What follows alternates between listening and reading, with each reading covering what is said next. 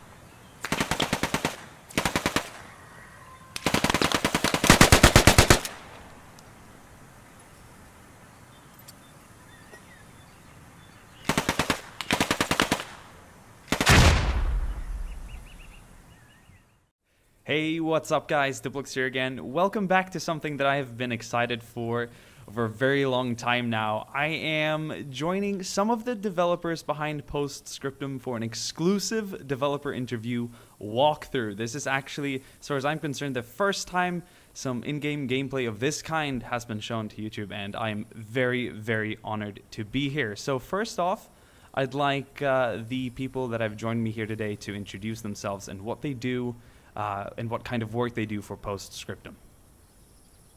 Hi guys, I'm Mark Schilder. I'm the executive producer. I try and make sure that everyone on the team delivers their tasks on time, and I'm also one of the level designers. Okay, so my name is Braido. I'm the lead project on Post Scriptum, and I'm also doing a bit of modeling, texturing, some rigging, and a bit of supervision as well of the team in combination with Arc. Hello, my name's Ryken, and I'm one of the level designers as well, and I make some of the levels as well. I'm Striker, and I'm a programmer. And I'm Scrub on the sound design of FPS. Sweet, so that's a good mix. We've got some coding, level design, sound design, all kinds. So the first question that I have for the team, and I think this is a good way to start this off. This comes from Fixer, and it literally reads, "What's up with the weird name?" If anyone wants to answer that. I'll take it. So yeah, we are calling our game Post Scriptum because we wanted to go the total opposite of what you would have in usual games. Like, it's about heroes and brothers, and it's not like we don't like it. We've kind of felt it was a bit cheesy, and we wanted to be a bit more universal about the war. And what we like about Post Scriptum is about the communication in between soldiers and the family and the loved one left behind. So you could be the worst kind of soldier or the good kind, depends on where you're sitting. It's all about the family you left behind. And a German could write down a letter to his loved one, and the British could write the exact same letter. So we like that universality of letters and communications. Yeah, it doesn't narrow the game down to 1 year or one battle or one theater or one faction, so to speak. It's very we broad. Want to start some sort of like a new franchise, and to make a new franchise, it could be about any time frame, any kind of war. It could be Napoleon Wars or modern war. It doesn't matter. So that's the main idea. And in addition, we have the baseline, which is the Bloody Sevens, and the Bloody Sevens is the 7th bridge on Operation Market Garden that was in Arnhem, and that's what we want to focus on first. Let's head over to another question I think a lot of people are wondering. By just looking at the gameplay, seeing some of the kind of graphic style and animation, a lot of people will probably draw connections to Squad. So I have a question here from Jay Constantine asking, how similar will Post Scriptum be compared to Squad? I think this one I can give it to Arc, and I will jump in if I feel like we should add something else. Well, it's similar in terms of the car mechanics. And when I say car mechanics, I think sometimes people misunderstand what we mean by them. So of course we'll take advantage of, for example, of the new animation system from Squad. But when players start having a taste of what Postscriptum is, they realize it's very different.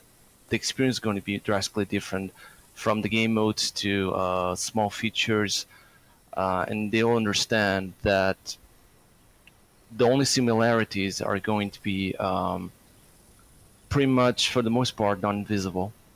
So just imagine that what the some of pretty much imagine that pretty much we're basing our game from Unreal Engine 4, and we take some things, that the good things that some of the squad did for their own game, but all of the feelings, so to speak, it's ours, and that composes most of the game, most of what the players are going to experience. It's like a skeleton or some sort of base framework you would use.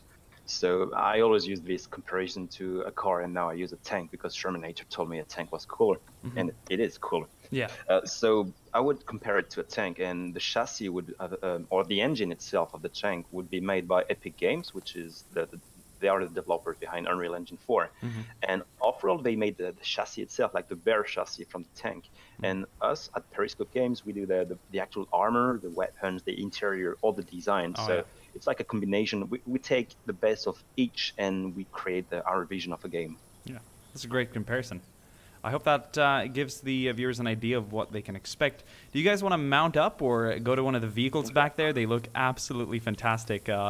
I can't wait to see this in action. Do you guys want to grab a truck or...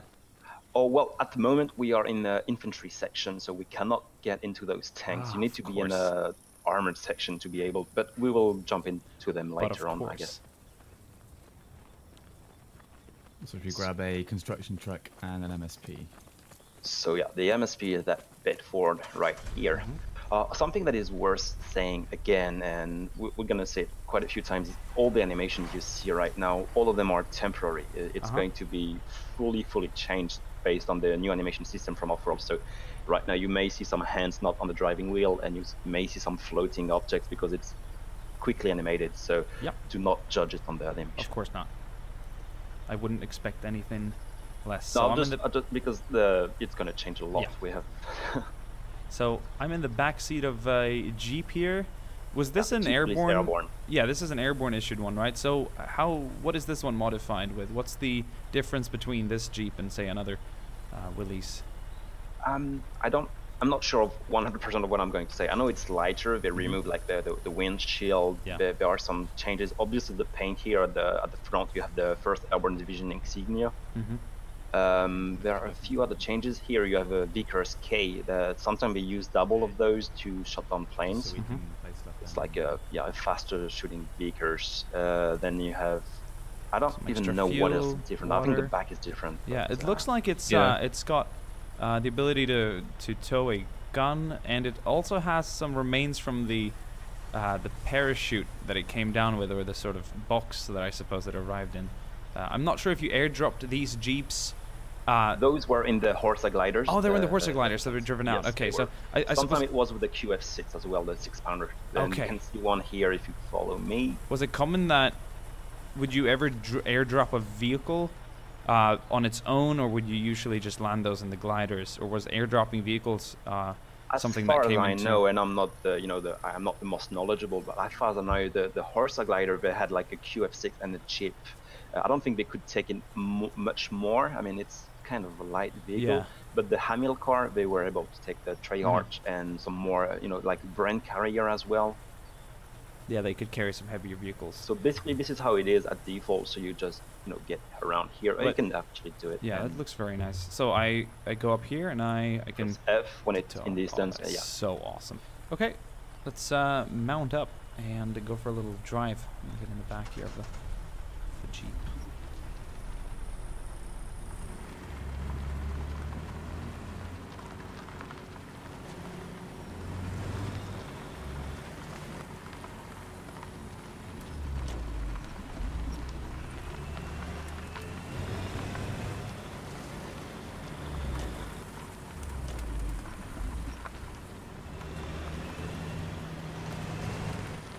Oh, there's a crashed glider. That one's gone down the ditch. There's a lot of gliders around here. So, what map is this, or what like battlefield or region is this is based on? This one we're on right now. This map is, and sorry about my Dutch, it's not brilliant, but this map is called Hilsum. It's western vicinity of Arnhem. It's like 15 kilometers west of Arnhem, and this is the exact location where it's called LZZ, and this is where the parachuters and the gliders jumped on D-Day, Market Garden D-Day, and they landed here. I think it was 2 p.m. in the afternoon, so it's like it's not a night invasion like they did before in Normandy. It's bright daylight. Yeah. So we've got is that a Bedford truck coming up? Yeah, that's the construction truck that's coming up right now. Oh, Bedford sweet. This one's an is Austin MSK. K5. Look at that. The one just behind us here is the Bedford. Yeah, let's see it. Oh yeah, this is the Bedford over here, right? Classic. So this is the more flat-nosed truck. What was this called again? The Austin K5. Austin K5. So this carries the supply used to deploy what? The what kind of assets could a team deploy using a truck like this? So basically any sort of deployables like sandbags, mortars, MG emplacements, any sort of thing like that. You deploy fobs from them as well. Okay, and to those of you watching who haven't played Squad, can someone explain what a fob does and how it works? Well, the PS fob is slightly different than the squad fob. So I'm not going to describe the squad fob, I'm just going to describe this one, and if you know squad, then you'll know what the difference is, and if you don't, then you'll know what ours is. So basically a fob is some sort of, I think it means forward operational base. And it's basically your quickest way into action from the main base. So the main base is where you start the game, and you don't want to start from there because as much as you play the game, you will increase the distance between the main base and where the front line is if you are playing the game right.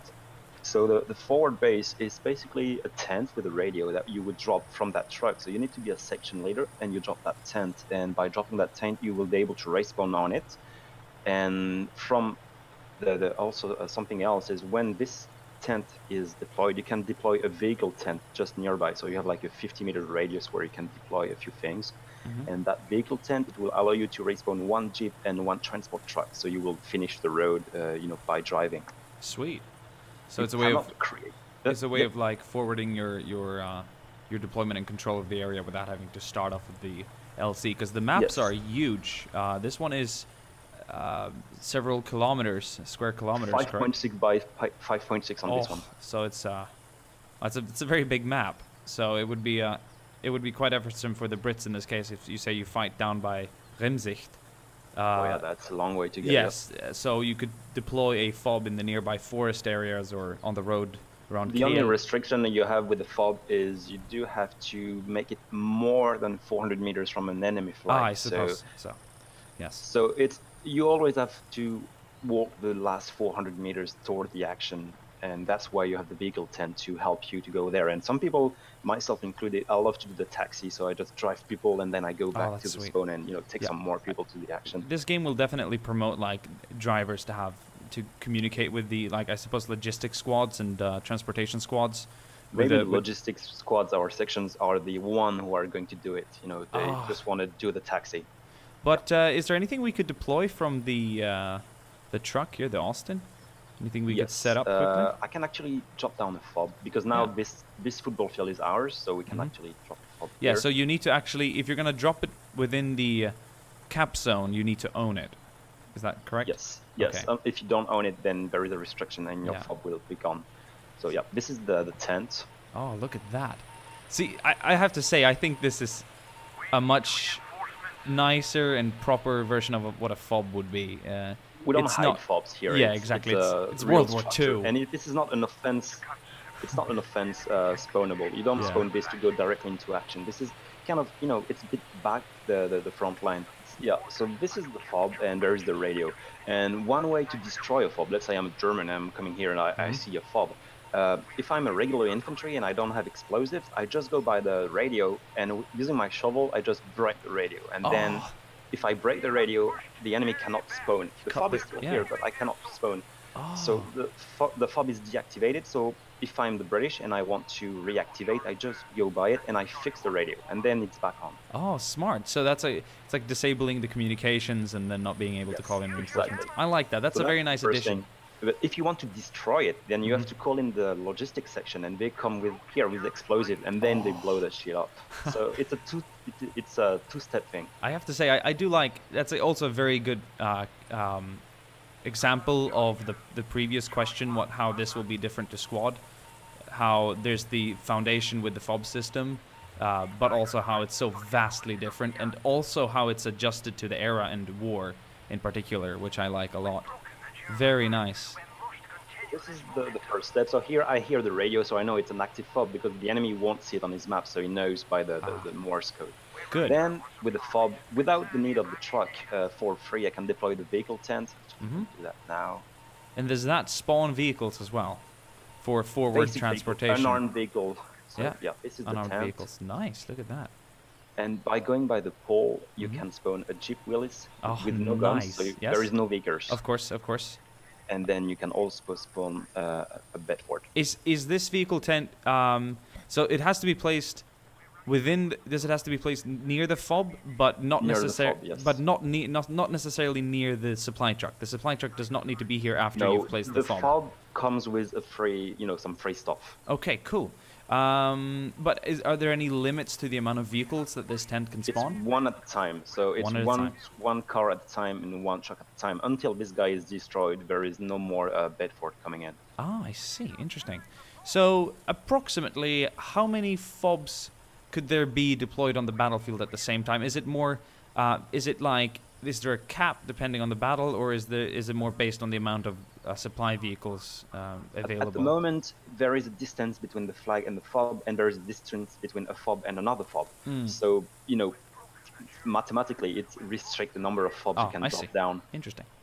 One thing to know is that truck, you see there is gear in the back, and there is the equivalent of 1,000 points, and one fob is 500 points. So I have 500 points left, so I can create some more stuff until it depletes. It's not on or off. There is a ratio, not ratio, but some gear. Sweet. So do these trucks respawn if the enemy were to destroy them, or if the enemy destroys them, would that essentially limit the amount of fobs one team could place? They respawn, but the spawn time is quite punitive. So that definitely is a blow to the team, losing one of these trucks. Huge one. Nice. So is there any emplacements that we can place? Yeah, with the fob, without that truck, I mean, we could drive that truck 500 meters away. I could be able to place for free. We have an ammo crate that comes in for free, so I can drop it anywhere I want. You still have to shovel it. Okay, can we get some soldiers to shovel that? Thank you.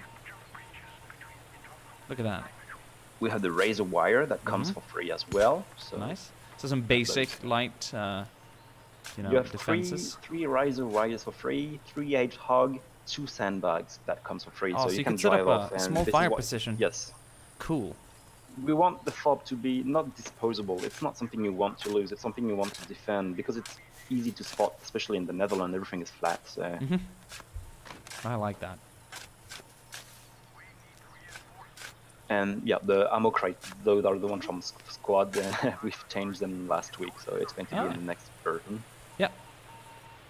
What else can we show you? I mean, from the fob, that's basically everything. You have some gear that comes with it within the 500 points, and then if you want some more, then you just need to keep the truck around. Then you can, you see you have the ammo logo on top. Yeah.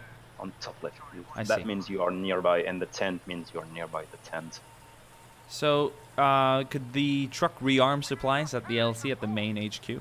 Yes, at the main base, yes. Sweet. So right now it's not how it is going to be in final, but you will have to get out, press the F key or the use key, and then you just refill and then back into action. Sweet. And you will see that the stuff in the back, it will deplete gradually. So if you only have those 2 barrels left, there is almost nothing left. There will be a number telling you as well, but it's visual as well. Cool. Very nice. I have another question. Lonely Whistle asks, large-scale combined arms? If so, how large is the scale? How many players could battle at the same time during a game? Well, at the moment we are aiming, and I'm I'm quoting the aim word. We are aiming for a 50 versus 50. Oof. But at the moment, we have a 40 versus 40, and it's working. We've tested it quite a few times over the past weeks. So 40 versus 40 is working. We are aiming a 50 versus 50, but it's a very, very hard target. So if it's doable, it's going to be about 40 versus 40 is confirmed. Nice. Ralph Rydell asks, will there be any sea or air battles? Sea battles, definitely not in Market Garden. So that one is no. Air battle, you won't be able to pilot a plane because there are a few reasons. The thing is, this map is one of our biggest. The biggest is 8x8, but this is almost 6x6. And I personally find it too small to really, fight a proper dogfight. I'm a big DCS player and or IL too, and I wouldn't like it to be half-baked. No, the scale is it'd be a little too arcadey. And yes, yeah. okay. So we would rather, but we have something else. The commander will be able to call off-map artillery and off-map airstrike. So if you are the commander and nearby a radio like the FOB radio, you will be able to call in like a Spitfire to attack the ground. You will decide where you want that attack, or a Stuka to use the siren and just dive bomb on the tank. Yeah. So will that be visualized with an airplane? Yes. Oh, yes. Can't wait. Okay. That just puts a big smile on my face. That sounds amazing. Another small question here, asked by Dash. Will there be any kind of gore, or what will the level of I suppose gore is just the question. Will there be any dismemberment or? Yeah, what? Dismemberment is, I think, what it means, because there is gore at some extent. Like if I shot you right here, your blood is going to be on the truck behind you. Oof. So yeah, don't do that. So that's gore, but I don't think that's what the question was. The question was that, like, if I explode, is my leg going to fly off? Sadly, it is not planned, because this is the kind of feature you design from day one. Yeah. And this wasn't planned on day one. So if we can, we will, but as it's not planned.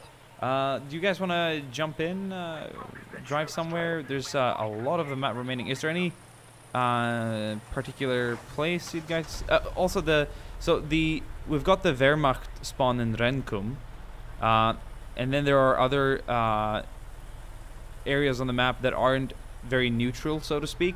Does that incline that the Germans are already in possession and control of these? Our game mode is called offensive, and it is always an invasion. It can be the British defending, or it can be the German defending, but it's always an invasion. So you are in conquered, territory. Sweet. So I'll get in the. Do you want to get in the car? Yeah. Chris, we'll get in the one back here. Okay, nice. So and the last vehicle we didn't talk about is that MSP. You'll see that the Bedford. So we can explain while driving. Yeah, sweet. Striker, do you mind getting in the gun seat? Thank you. There we go. Good view from the back here. So yeah, there's a. What is the just a question from me here?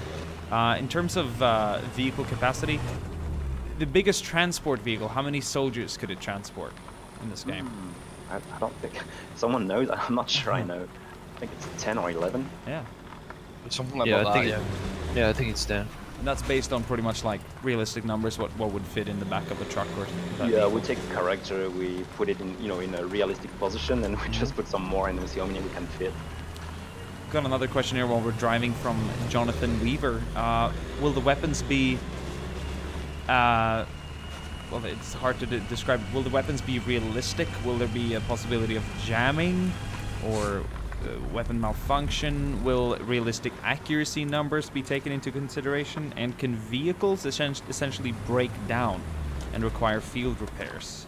Okay, yeah, that's a good question. So what I could say right now is the realism of weapons is it's 100% on everything that is based on reload speed and fire rate. That is definitely based on historical numbers. And the reload, you won't reload a weapon in 30 frames or 40 frames. It's going to be a bit longer. So this is definitely going to be a realistic approach. Then for the jamming, we've talked about it internally a few times, but it's not planned. I mean, it's an easy feature to add in later on. We want to focus on the main game first, but why not? And if we don't, then it's an easy thing to mod. As for vehicles, we'll have realistic turret speed. So I think we should get back to vehicles a bit later. Yeah. Sweet. Yeah, there's so much to cover. I'm looking around here. We drove past a few German vehicles. I suppose Yes. the Germans, are there faction-specific vehicles that other players cannot occupy if they don't belong to, say, the Wehrmacht? Could they occupy and drive a half-track? The vehicles themselves, they can be used by the Wehrmacht or the Waffen-SS. It's not really, but it's still section-based, or Yeah. section-locked, should I say. However, the STG-44 is not going to be very common for the Wehrmacht soldiers, but the Waffen-SS will have Okay. easily a STG-44. But will a paratrooper, say a British paratrooper, be able to drive a German Kubelwagen if captured? No. No, because it's That's locked not with the... planned. Yeah. Yes, it's still locked. It makes sense, though, because if it's locked to the squads, it promotes the squads to stick together to a vehicle, so you don't have people, like, soloing vehicles. And also, one could say that the soldier locked the vehicle, and, you know, honestly, I've never seen... I mean, unless there would be a big, like, British flag on the front of the vehicle, because, I mean... everyone would rather take enemy fire than friendly fire. I think that's the general consensus during wars, that I'd rather dress up in my uniform and drive my vehicles, even though technically I'd run a lower risk of being hit by the enemy if I'm driving an enemy vehicle. Or if you were to use an enemy vehicle, you would take it back to main and paint it the Yes, appropriate exactly. colors. So It wasn't anything done during just one day or during the battle in the field. Like, that's when they no, I captured don't a think so. larger You would quantity deny of the vehicles. vehicle to the enemy, so you would destroy it, or Yeah. you could even hide it. But I don't think.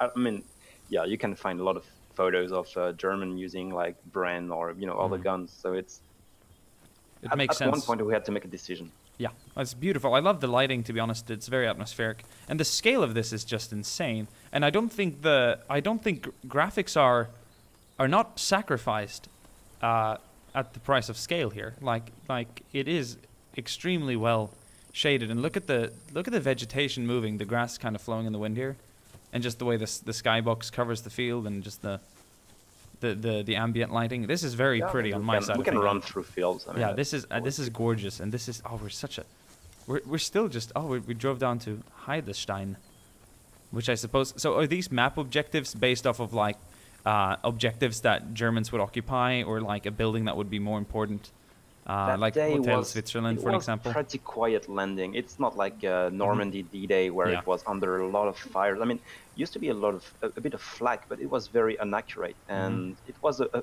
peaceful landing. If you look at the Eindhoven scene from Bernard Brother when they land, the music is super calm, and it's a nice day in summer. Mm-hmm. So here, if you look back at the White House, we just stopped by the Edison House. This is the historical building. It's exactly how it was in Of Heidestein? 1944. Yeah. Yes.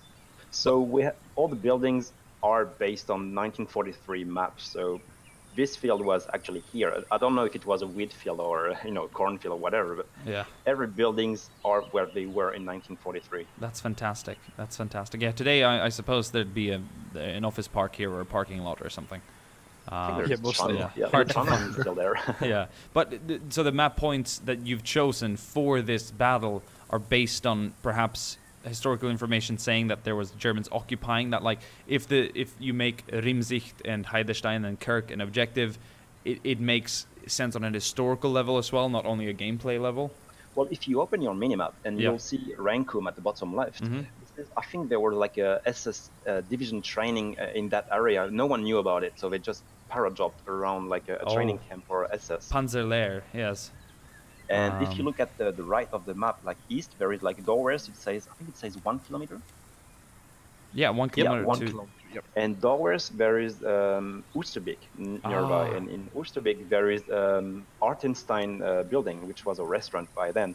And that's where the Waffen-SS HQ was on the 17th of September. And they evacuated when they saw all the C-47 Oh, that's arriving. from the scene from A Bridge Too Far when the general gets Exactly. evacuated. And this building will be in the next map we are going to show you. So all the landmarks and all the historical building are where they were and where they should be. Even the layout per se. Yeah. Even the layout. Oh, is. that's fantastic. Yeah, you can So tell. yeah, because the Germans attacked from the southwest.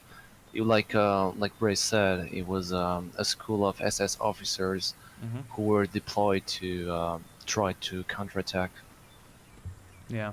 So the game is mainly based around the Operation Market Garden, but what would you say the time frame of the game is? Might be a vague question, but it covers the few days of fighting, so to speak. In general, that's the goal of it. It's the entire Arnhem battle. Yeah, so the it's entire from the Arnhem battle. 17th until the 23rd, if I'm not mistaken. It was supposed to be 3 days, but I think it they surrendered on like, the 24th or something like yeah, that. 24th. So you see, I it suppose. was way longer than expected, Yeah. and it finished by an evacuation from Oosterbeek to Driel by crossing the Rhine. Some were actually crossed it while swimming. So the maps you're planning to add will cover the major areas around it. Yes, it's Ilsum, this map. There is Johanneshoef with, well, we call that map Oosterbeek. We have Arnhem later on. We're not going to have that one on release, but this is going to be an 8x8 kilometer map Yeah. with the famous Huge. bridge. Oh, the John Frost Bridge? Yes, it That's is already fantastic. here, actually. We Oh, wow. don't want to show it now, but it's there. Of course. We have Oosterbeek then. We have Driel, which is south of Oosterbeek, just across the Rhine. That's where the 30 Corps managed to go. And then, you know, the 1st Airborne, at least what's left of it, just crossed the Rhine by swimming or with boats. So is this so you could say that the maps are almost like cornered, they're almost like if you could almost piece them together in a way? Yes, Oh, yes, you can. that's fantastic. Imagine We like won't, because that would be a 150 square kilometer map, but you could. yeah, okay, well that's fantastic. I can imagine there being like future events where people do a campaign style going I from think map you to can map. imagine why we're focusing on one battle at first. Yeah. It's just not possible to go into that deep No. and doing every theater at once. We are an indie studio, we're not a AAA game. Yeah, I think it's better to do one thing fully to really capture the battle. But once the framework is there and done, we can just expand to a new Yeah. theater quite easily. I mean, there's still a lot of work, but it's not going to be that tricky. Yeah, I've got there's a good question here that I thought I'd ask. Lucius asks, and I suppose I can kind of combine because a lot of people asked the similar question, but he asks, will Soviets be added in the future or potentially other theaters? And that's a big maybe. No, the plan is yes, definitely yes. We want to do everything if it was doable, but it's all based on success. Obviously, we have enough money to pay for that game, and if the success is here and people like what we're doing, then fuck yes, we're going to do everything. Oh, that's amazing. It's good to know that you guys have But the passion one at to a do time, that. you get the idea. Is Yes, one at of a course. time. So if we were to do Russia, we are going to do it properly, not Russia and then another one quickly. Got another question here from Jay. Will the game include destructible environment to some extent?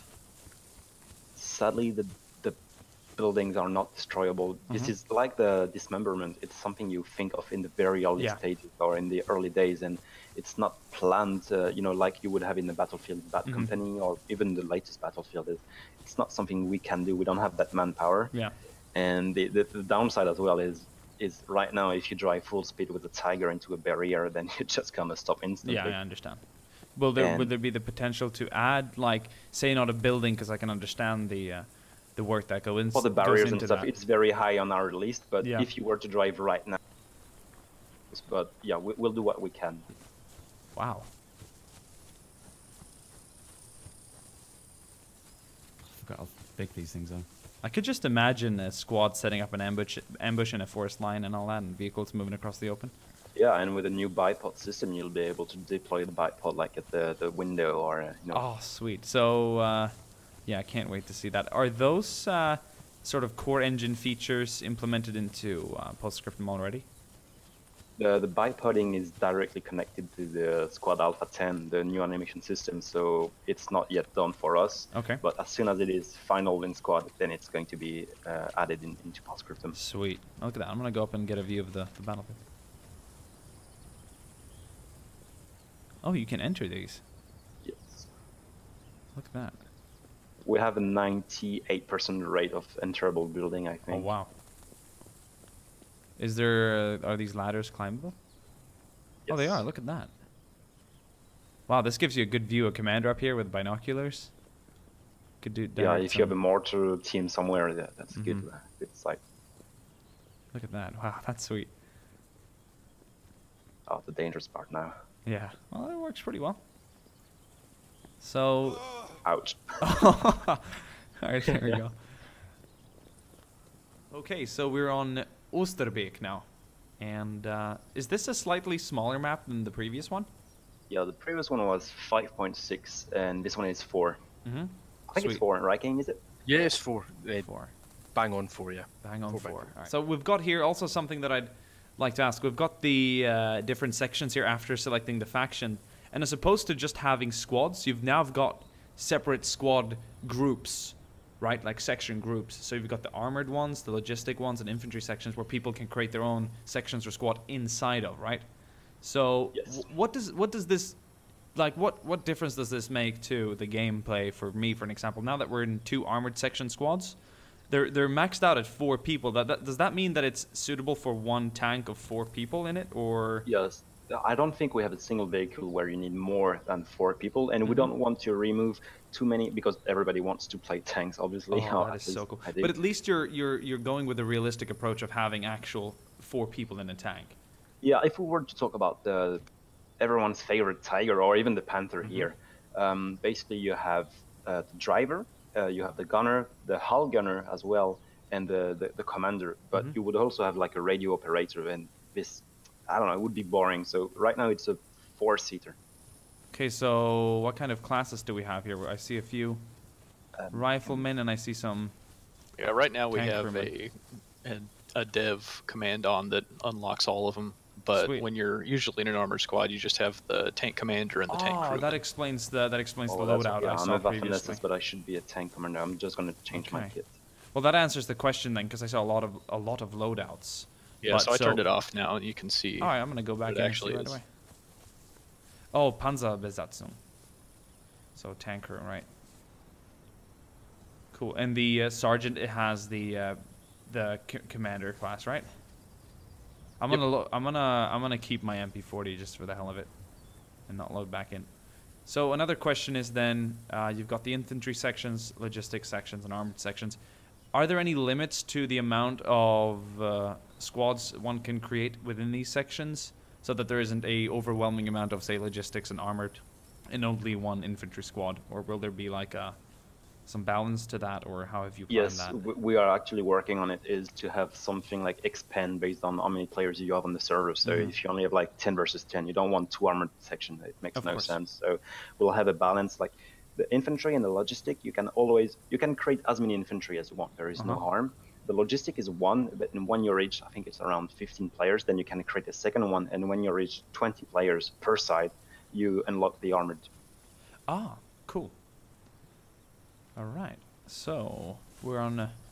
Oh, look at the Let's- vehicles back here. We've got a Panther. Yes. That's a beauty. Quite. Wow. Oh, and it also has the. What's that called? I can't remember the word of it, but the Zimmerit. Zimmerit, yes, of course. And it really sticks out too nicely. Yeah, I don't know if people don't know what a Zimmerit is for. Is with these on, you cannot stick a magnetic mine on it. So it's like some sort of wood mixed with maybe plaster or something, like just to kill the magnetic field. Oh, that's clever. Very clever. So I suppose, I feel like a magnetic mine or a grenade like that would be something that you wouldn't imagine was the biggest scare during a battle, but apparently a large threat enough for them to put it on their tanks. Well, when your only other option is a Piat, you have Yeah. to get close enough anyway. We might as well use Yeah. something up close and personal. Here we Or got a tiger. with trees. Yeah, and the Tiger, well, the 131 wasn't in Operation Market Garden. It was captured by the British in North Africa. Okay. So this is just an homage to the 131. Oh, sweet. It's a veteran tiger. It's like a. Yeah, this tank is the only Tiger 1 still working today. It's in the Bovington Museum in England. Well, that's a nice touch. And then we So, yeah, have just an homage.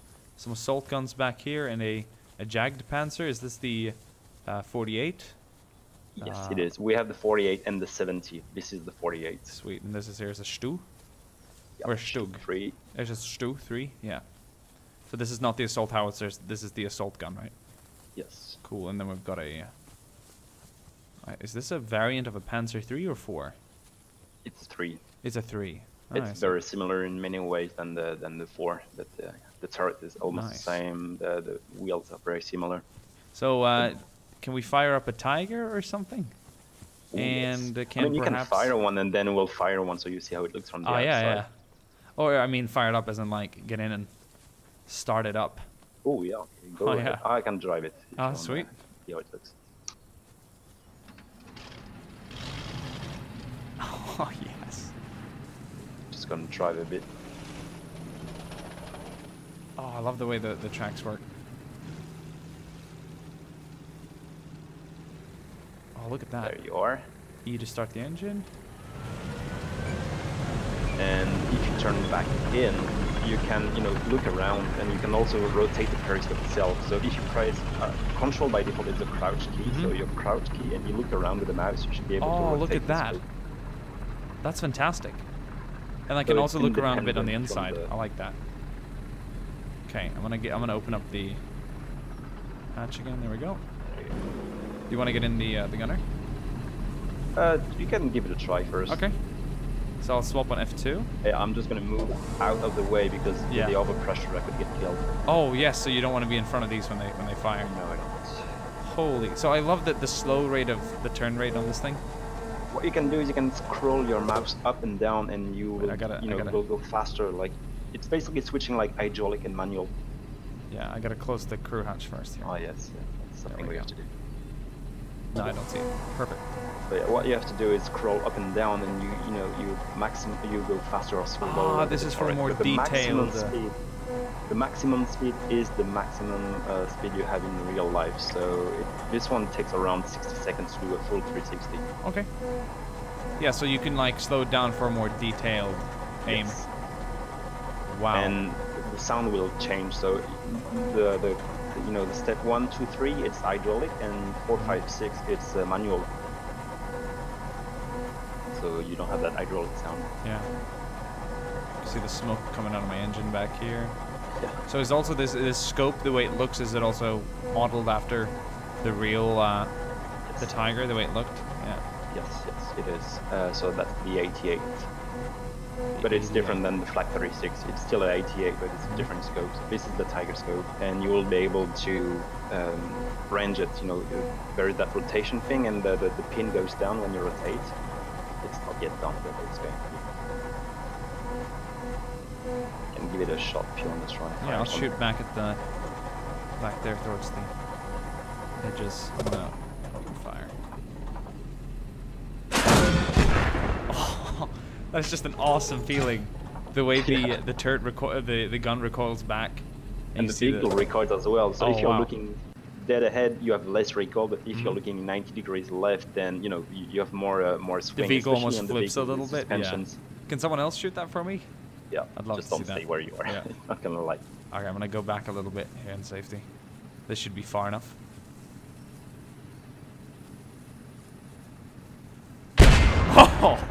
Oh, that surprised me. That was way cooler than I thought, even from the outside. That's the first time I'm seeing a vehicle fire from the outside.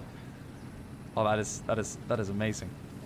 Oh, Jesus! That scared the hell out of me. Honestly, no joke, no joke. I went a little too close. That's the reaction we want. Yeah, it really. shook the screen. That's good. Oh, damn. And later on, we'll show you how it feels to have a shell flying over your head. Yeah, I am kind of a like reactive guy to a lot of this stuff, but that definitely with this sound and everything, it honestly, like, I felt it in my body. That was cool. All right.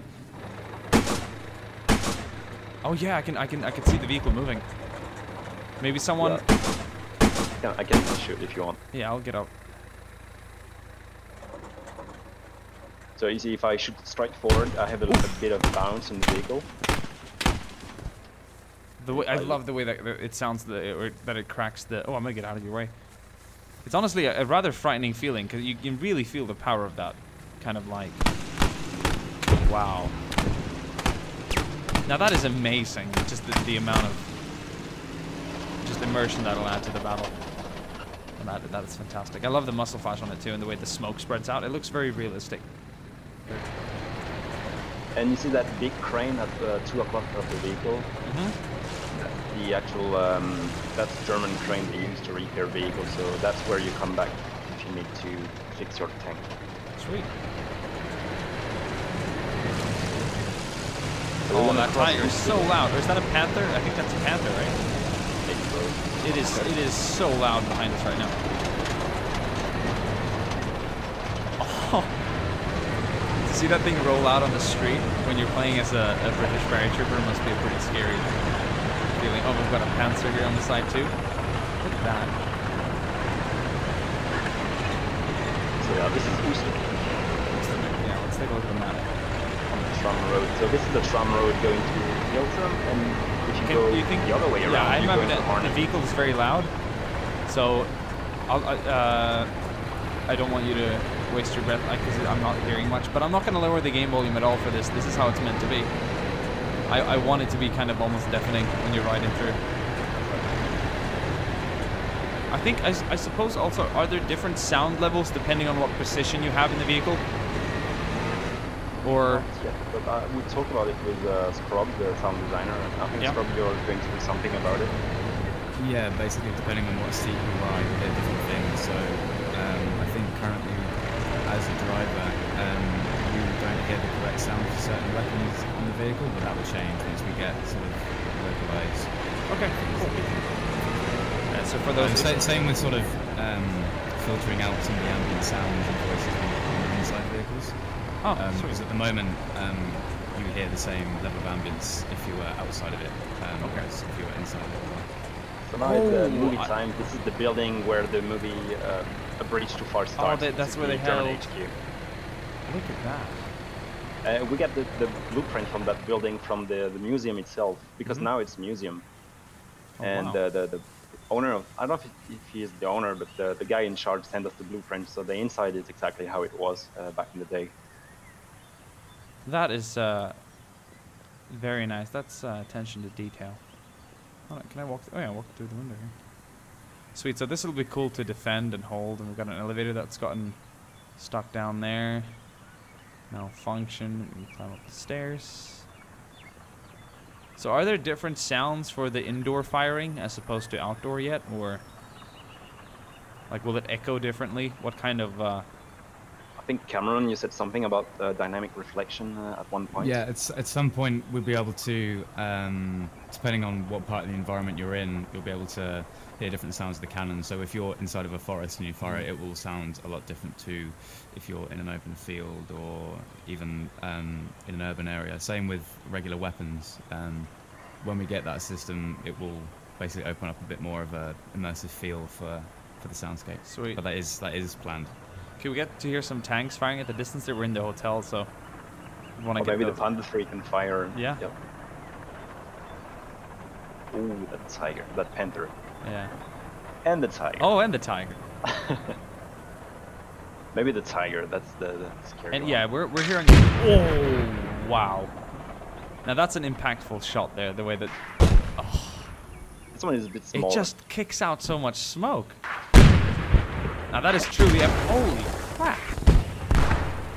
Now I can imagine a large-scale armored battle right now with all the armor and all the infantry shooting as well. Yeah, to Honestly, think of it sounds like a pretty epic experience. Maybe we could go on the road, drive off, and they're gonna fire over us. That's something we're quite happy with. Yeah, I'd like to feel that. flyby sound. And maybe the Panther can drive with us, and we can hit it, so we see how it reacts. Mm-hmm. Sure.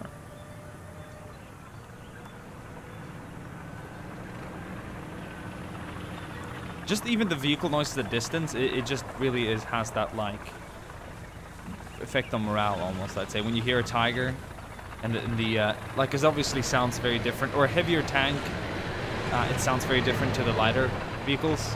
So I can imagine players on the opposite team being like, "Shit, that's a tiger on the other side of the forest or One the other thing side of we the want street." to heavily focus on is forcing the enemy team to crouch or duck in the ditch.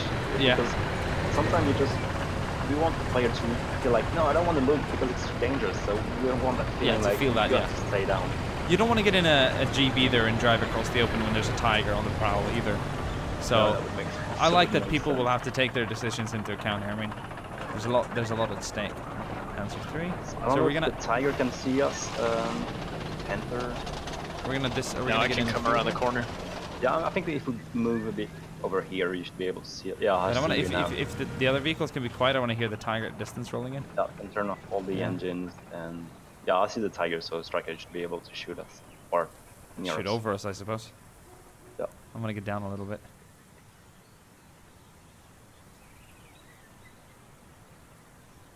Make sure you're not too close to the building or you might get killed. I want to move up a little bit. Honestly, I'm a little frightened. I think we're fine here. Yeah. Oh! That is awesome.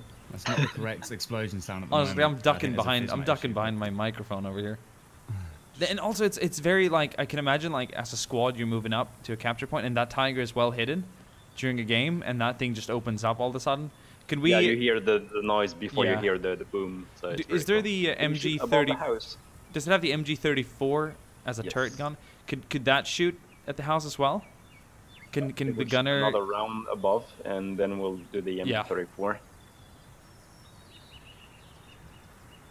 Look at this squad here. You can hit the Panther 3 after that, maybe. Oh yes.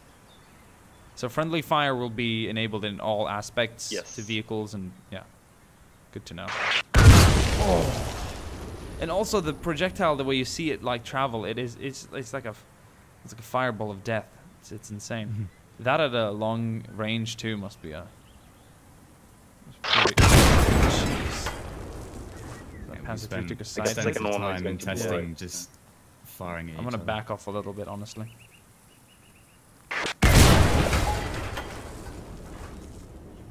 So those rounds are mainly just penetrating, right? At the moment, it's a health system, so it's like 100 or whatever points, and Could then it you kill deplete crewmen them based on- inside? It will. So yeah, right now it's based on health, but we will do a penetration system based on angling, thickness, and velocity. Okay, sweet. It's just not done yet. So Yeah, I yeah, you understand. can shoot at us with the MG34. Or a little above us, preferably. Oh! That is really suppressing. Honestly, like, it just makes you want to duck. Yeah, if you As soon as it aim opens at up. the vehicle with Holy your crap. rifle, you'll see it's shaking. Yeah, no, I started shaking even just backing up. And the way it cracks the sound barrier, too. Oh, that's scary. Okay, for real, the MP40. No, get out. That's an awesome weapon. I think I found my favorite so far. I love the detail too with the bolt going back or whatever you want to call it. Oh yeah, I think it's a bolt. Yeah, I suppose it's a bolt and it ejects it. Yeah, let's see some third person shooting here. But you see, in many games, if you are a level designer or a game designer, you try to put cover at clever places to help the players to go to go forward. And sometimes it's a good thing, but here, if you look at where the tanks are, it's a big ass open field, and there is just nothing. So you'll need or a tank to cover you, or you need to flank, or you need to be lucky. We want to offer the big experience. We don't want to offer you a game. We want to offer you like some sort of big product. So enemy. So there's friendly name markers, but will there be enemy name markers or anything in red like that? No. So that means like essentially there could be a lot of sneaky, in this case, airborne soldiers crawling in the fields and stuff like that, maneuvering around. Yes. So I like that too. And also I love the bolt action animations too. They look very nice. So can you will be able to bolt it, manually. So you have to click, then you have to click again to bolt. This is not done yet, but it's not going to be an option. It's going to be the only way to do it. I'm gonna look close here too. Oh, it's gonna reload. Look at that. Get the clip and in. again, all animations will be changed. Yeah. So, excuse me, was it Striker or Scrub that was doing sound design?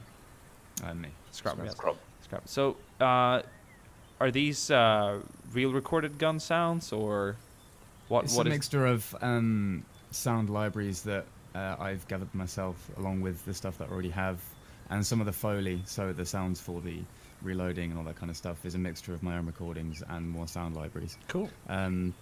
Because obviously we don't have a budget, say like someone like Dice Go and where shoot they can guns. go out to a range somewhere and spend 3 or 4 days just firing off all these weapons. So, we are sort of limited to libraries, but they're I say they match that the. fit They're on par with quality. I've got a question from Red here. He's asking, will there be a advantage or disadvantage for a faction depending on the map and battle? Per se, will armored elements be available to the allies at all times, or can sometimes it be exclusive to the Axis? There is a balanced and a non-balanced version. So what we have is we have two versions of each map. So each map have one layout, so that's the cap zones where the flags are. But when this is done, we have the armory version and the authentic version. So the armory version is if you have two tanks, we have two tanks, and so on. It's very, very balanced. But the authentic version is based on what gear they had at that location on that day. So if it was Hillsome, the previous map is, we only had QF6 and Brand carriers and a few, a few cars. Cool. So the authentic is definitely not balanced, but that's just the way it was. So. But again, for public servers, we of course making the armory version, and each map is, so we have a total of 4 maps right now, and it's going to be 5 when it's completely done. But we don't want to have people think like, oh, it's only 4 maps. It's 150 square kilometers of maps, and we are going to provide you a very, very high number of layout per map. So this map you can go from north to south, and then there is another layout where it's almost evening and it's from east to west, and so you have like 20, 30, 40 version of this map. Sweet, so, like different versions. Yeah, I get it. Cool. Exactly. So That's one very time nice. you have to go that direction, and the next time you have to go that direction. Makes so sense. It's good for replayability, and doing 150 square kilometers of maps takes quite a lot of time, so we can't really, do one map per layout. Yeah. So I got a question then. One of my own. Say on the map Arnhem, right?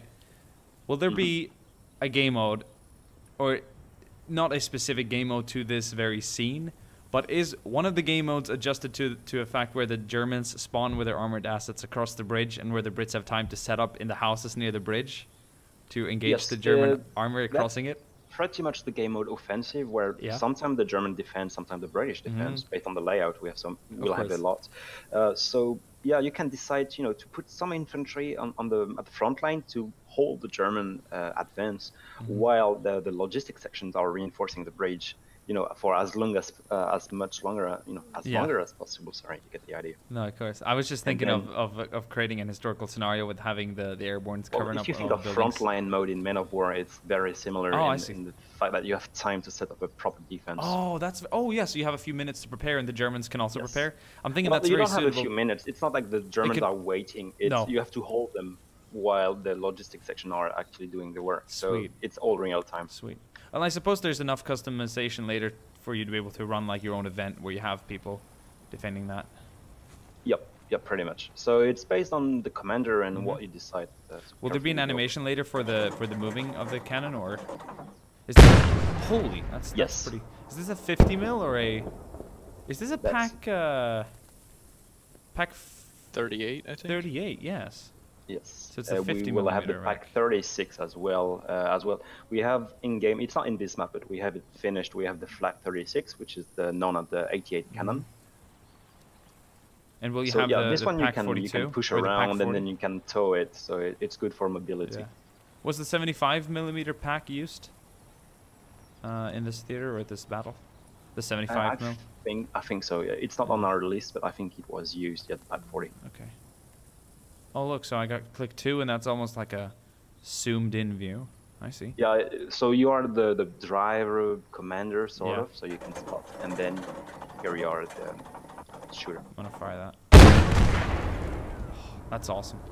Oh, there were some ricochets too, like hitting in front. I'm gonna fire one more. That's awesome.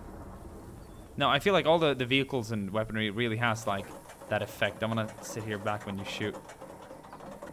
That's awesome. It shakes the screen. Like, imagine a full-on combat situation where you got MGs and vehicles and packs firing at the same time.